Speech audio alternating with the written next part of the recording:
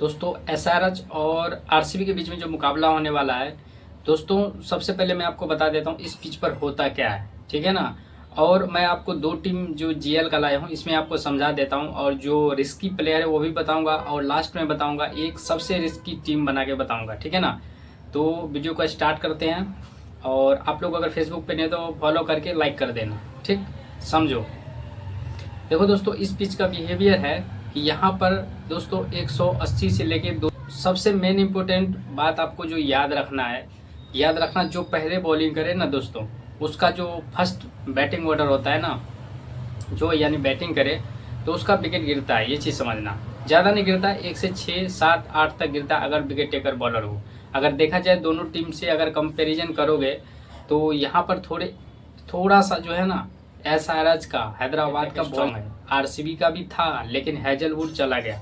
Hazlewood wicket taker bowler था, 4 wicket ले रहा था, ठीक है ना। तो उन्होंने जो है ना अभी अपने कंट्री चला गया, तो इसके वजह से थोड़ा आरसीबी हमें फीका पड़ रहा है। लेकिन एन थ्रसरा अगर खेलेगा तो भाइयों ले लेना, ठीक है ना। तो आरसीबी का कोई नया प्लेयर अगर खेलेगा बॉलर खास करके तो उसको रखना। और यहाँ पर दोस्तों जो पहले बॉलिंग करे ना, जो डेथ ओवर का बॉलर होता है विकेट टेकर, वो 2-3 मैच ऐसा हुआ है जिसमें 4 विकेट मिला है एक बॉलर को सिर्फ, ठीक है ना।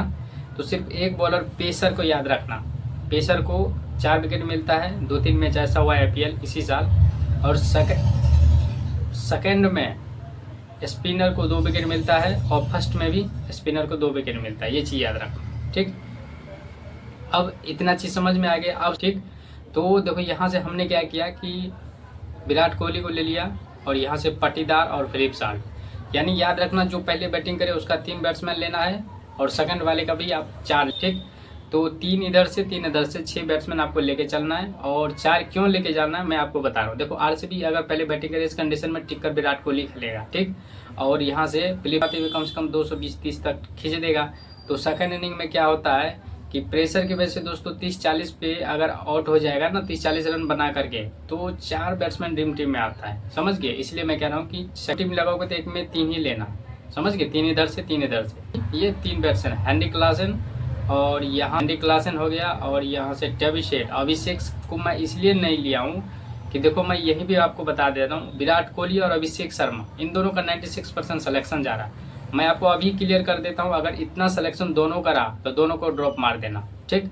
और सेकंड में से जो सेकंड में बैटिंग करे, तो अगर आरसीबी पहले बैटिंग करे तो विराट कोहली को ड्रॉप मार देना, अगर इतना सिलेक्शन रहेगा तो, ठीक है ना। लेकिन इतना सिलेक्शन रहेगा तो सेकंड में अगर बैटिंग करे तो विराट कोहली को रख लेना है। क्यों? क्योंकि देखो सेकंड में बैटिंग करना आसान होता है। तो जो सेकंड में बैटिंग करे, चाहे अभिषेक शर्मा हो चाहे विराट कोहली हो, दोनों में से कोई एक तो करेगा तो ले लेना, समझ गए।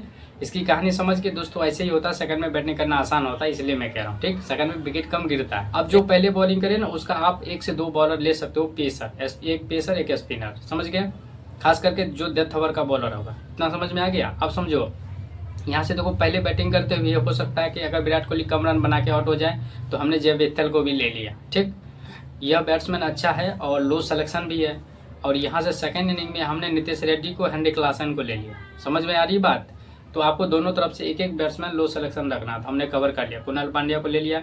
अब यहाँ से देखो पहले बॉलिंग करे तो पैट कमिंग, हर्षल पटेल, और सेकंड वाले का सिर्फ नेगेटिव को मैंने लिया, समझ में आ गई।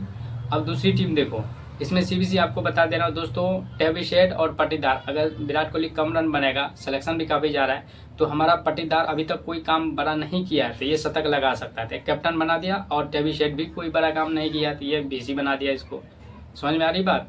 आप चाहे तो बीसी क्लासन को भी बना सकते हो, ठीक। अब दूसरी टीम देखो, इसमें मैंने क्या किया दोस्तों, अगर यहाँ से अगर हैदराबाद पहले बैटिंग करे इस कंडीशन में हमने क्या किया, टेबिशेट, क्लासन और ईशान किशन, नितेश रेड्डी, देखो 4 बैट्समैन को लिया हूँ, क्योंकि 30-40 रन बना के आउट हो जाएगा, तो ये 4 बैट्समैन ड्रीम टीम में आ गए। को मैंने यहाँ पे सिर्फ ड्रॉप मार में मैंने बोला था, लेकिन एक टीम में ले लेना, सिलेक्शन काफ़ी ज़्यादा जा रहा है, तो इस कंडीशन में हमने उसको छोड़ दिया। अब यहाँ से देखो एक लो सिलेक्शन वाला प्लेयर कवर कर लिया, और बाकी यहाँ से अगर सनराइजर हैदराबाद पहले बैटिंग करे तो आरसीबी का 2 बॉलर हमने कवर कर लिया। अब यहाँ से देखो संदीप शर्मा नेगेटिव, और सेकंड इनिंग में पैट कमिंग इंपॉर्टेंट रहेगा, ठीक। तो यहाँ पर अब देखो सीबीसी हमने टेबिशेट को सेकंड इनिंग में बैटिंग, फर्स्ट बैटिंग में टेबिशेट को बनाया, अब पाटीदार को बीसी। आप पहले बैटिंग करते हुए यहाँ से आप बना सकते हो ईशान किशन पाटीदार को बीसी, समझ गए। मेरा जो पंत प्लेयर रहेगा दोस्तों कल के मैच में सबसे वो डेविड है और पाटीदार, ठीक। तीसरा मेरे से पूछोगे तो हेनरी क्लासन है और ईशान किशन है, ठीक। अब बॉलिंग सेक्शन से मेरे से पूछोगे दोस्तों, अगर हैदराबाद पहले बॉलिंग करे तो जो डेथ ओवर का बॉलर है, चाहे हर्षल पटेल हो चाहे जयदेव उनादकट हो, अगर वो खेलेगा तो हो सकता है कि दोनों में से कोई एक या पैट कमिंग में से कोई एक 2-3 विकेट लेगा, समझ गए। तो ये चीज़ समझना। अब सेकंड में अगर हेजलवुड खेलेगा तो पक्का जो है ना फर्स्ट बॉलिंग करते हुए 2-3 विकेट लेगा, क्योंकि देखो दोनों तरफ स्ट्रॉन्ग रहता है, बैट्समैन अटैक स्ट्रॉन्ग रहता है, तो बॉलर कितना भी खतरनाक हो ना 1 से 2 विकेट लेगा, इससे ज़्यादा नहीं लेगा, समझ गए। तो दोनों तरफ से बैटिंग अटैक स्ट्रॉन्ग है और यहाँ से इस बार जो है हैदराबाद बहुत हारा हुआ है, तो बहुत अच्छे से हो सकता है संभल के खेलेगा, समझ गए। ये चीज़ याद रख।